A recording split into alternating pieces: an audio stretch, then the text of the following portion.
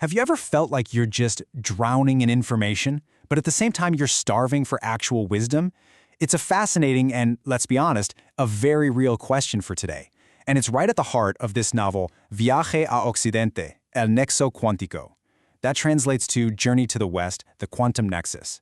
And it sets up this incredible thought experiment about a crisis that I think we can all relate to. I mean, you know the feeling, right? Endless scrolling, constant notifications, infinite streams of content. It's so easy to feel like we're just buried in data. But that real understanding, that deeper wisdom, it feels like it's getting harder and harder to find. Well, this novel just dives right into that exact problem.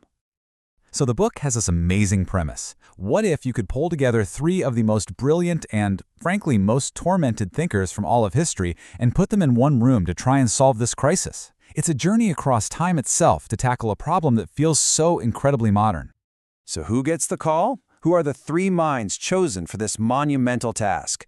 Well, the novel picks three people who weren't just brilliant. No, they were fighters.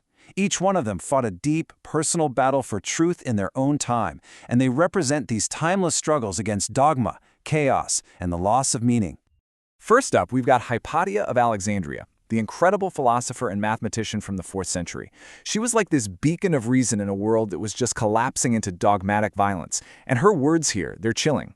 She says, "Cyril terrified me." You can feel the fear there. She was up against the brutal force of ideology that wanted to literally extinguish free thought, a fight that in the end cost her everything.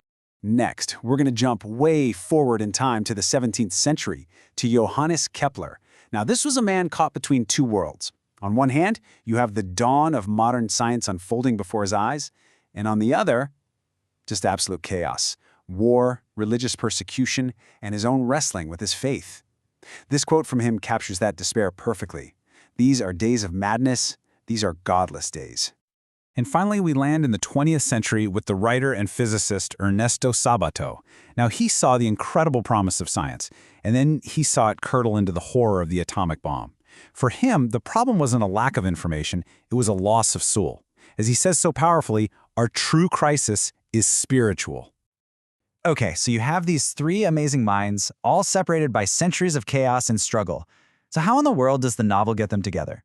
Well, this is where the science fiction kicks in, with a really powerful and at first totally utopian piece of technology. The solution is a quantum AI called Lumen, and its goal is, well, it's huge. It's designed to create the quantum nexus of the title, basically a virtual shared mental space, a place where these three can meet, collaborate, and think together, completely outside of time and space, to build the ultimate society of knowledge. The vision is just so optimistic, isn't it? Three minds, one virtual space, infinite knowledge. It's the dream of the information age finally coming true. But you know how these stories go. Whenever you have a perfect, utopian solution, there's always a dark side. And this right here is where this thought experiment takes a turn and gets genuinely chilling. The very tool that was created to save knowledge starts to turn on the people who created it. See, Lumen's whole logic is based on one word: optimization. When it looks at human beings, at our doubts, our pain, our emotional complexity, it doesn't see the building blocks of wisdom. No, it sees inefficiencies.